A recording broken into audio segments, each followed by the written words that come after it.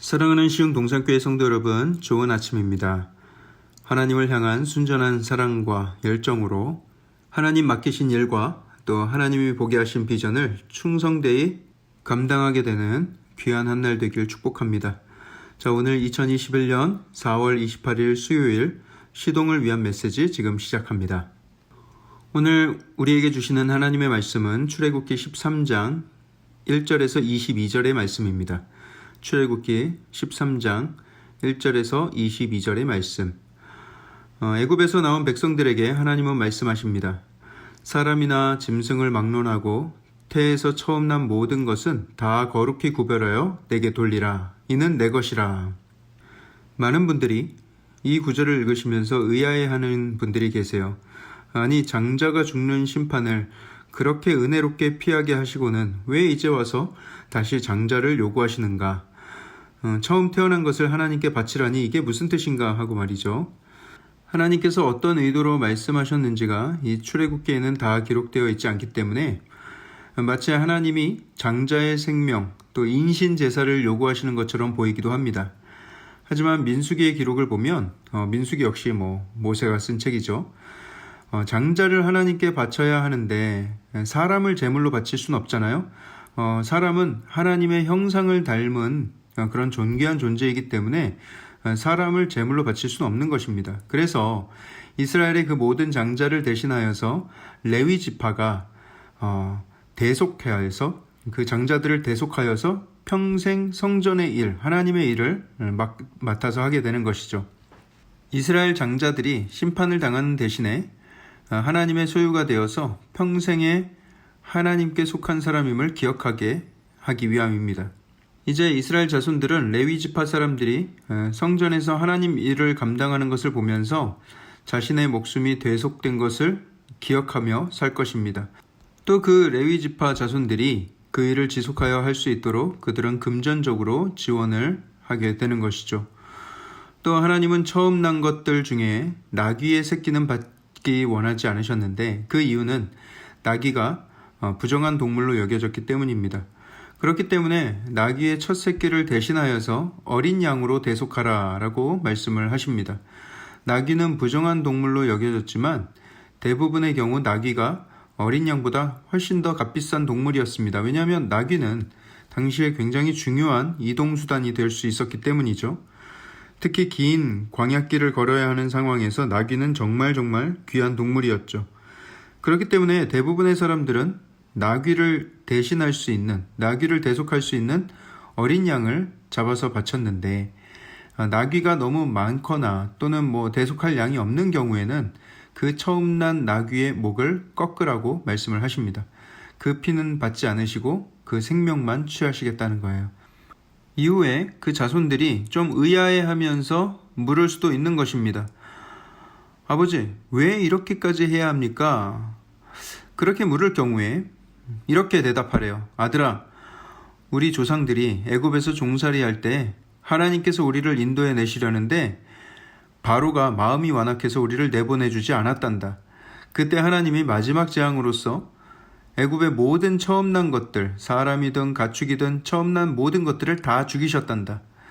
이제 내가 이 제사를 하나님께 드리는 것은 그때 우리를 대속하신 그 하나님 은혜를 기억하기 위해서 가장 처음 난 것들을 하나님께 드리는 거란다. 이렇게 설명해라 라고 명령을 하시는 거예요.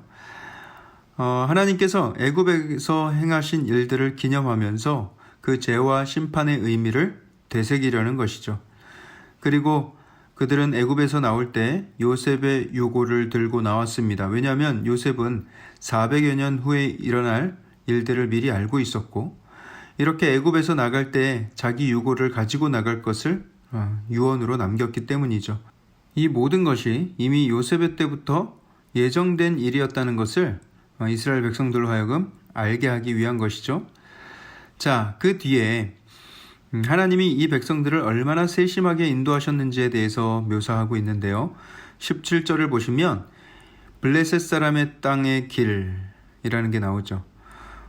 블레셋 사람의 땅의 길. 그 길은 지중해 해변을 따라서 이렇게 북쪽으로 올라가는 길인데 그렇게 가는 것이 가나안 땅에 이르는 가장 짧고 빠른 최적의 경로였습니다.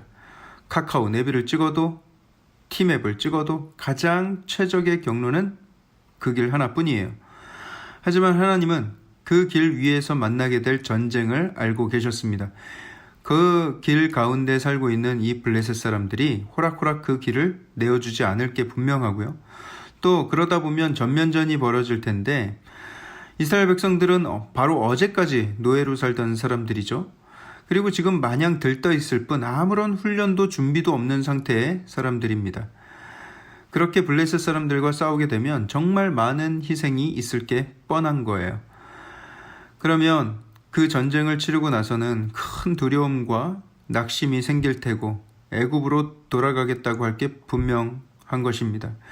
그래서 하나님은 아무도 추천하지 않을 남방 홍해 쪽으로 크게 우회해서 가는 경로로 이끌어 가시는 것이죠.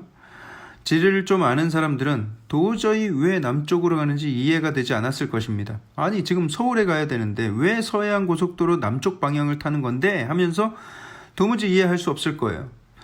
하지만 하나님은 우리의 앞길을 알고 계시고 그 앞에 어떤 장애물을 만나게 될지를 내다보시고 아시는 분이십니다. 우리의 짧은 시야와 얄팍한 지식으로 불평하기에 앞서서 하나님의 이끄심에 겸손하게 순종하며 따라가는 그 믿음, 그런 겸손의 자세가 필요한 것이죠.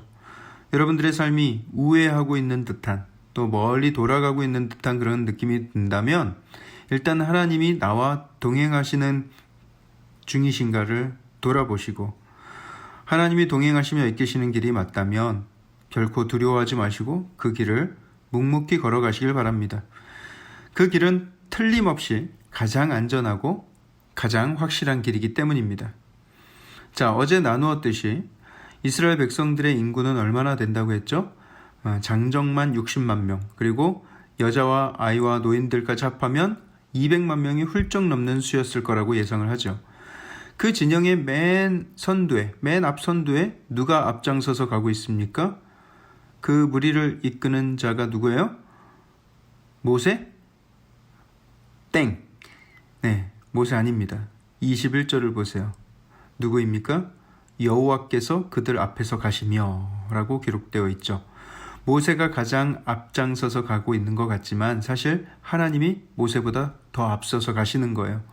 모세도 여호와 하나님이 이끄시는 대로 그냥 따라갈 뿐입니다. 여러분, 이 땅의 리더는 하나님을 따라가는 사람입니다. 교회에서 담임 목사는 앞서 가시는 하나님을 가장 가까이에서 따라가는 사람이 되어야 되고요. 하나님보다 앞서가면 안 되는 것이죠. 집안에서의 믿음의 가장도 마찬가지입니다. 그 가정을 앞서 이끄시는 분은 하나님 한 분뿐이십니다. 그 선두의 자리를 내어드려야 하는 거예요. 가장은 그 뒤를 바짝 따라가는 사람이 되어야 하는 것입니다. 하나님께서 우리보다 앞서 행하시는 것이 얼마나 큰 힘이 되고 큰 용기가 됩니까? 하나님은 그 태양이 쨍쨍 내리치는 광야에 구름 기둥을 세워주십니다. 광야 한복판에 거대한 구름으로 이루어진 그 큰 기둥이 하늘과 땅을 잇고 있다고 생각을 해보세요. 그냥 가느다란 기둥이 아니었을 거예요. 구름 기둥이 존재하는 목적이 뭐예요? 뜨거운 태양을 가려주시기 위함인데, 여러분 200만 명에 달하는 인구에게 시원한 그늘을 제공하기 위해서는 얼마나 큰 구름 기둥을 마련해 두셨을지를 한번 상상해 보세요. 광야 한복판에 그 엄청난 구름 기둥이 낮에 우뚝 서 있는 것입니다. 또 밤에는 불기둥을 하나님께서 마련하셨는데 그 어두운 광야, 그 칠흑 같은 어두움을 밝혀주고 있습니다. 갈 길을 알려주는 거예요. 또 광야는 일교차가 굉장히 크죠. 그렇다고 해서 막 얼음이 얼 정도는 아니겠지만 낮 기온과 워낙 차이가 크다 보니까 밤이 되면 굉장한 추위를 느끼는 거예요.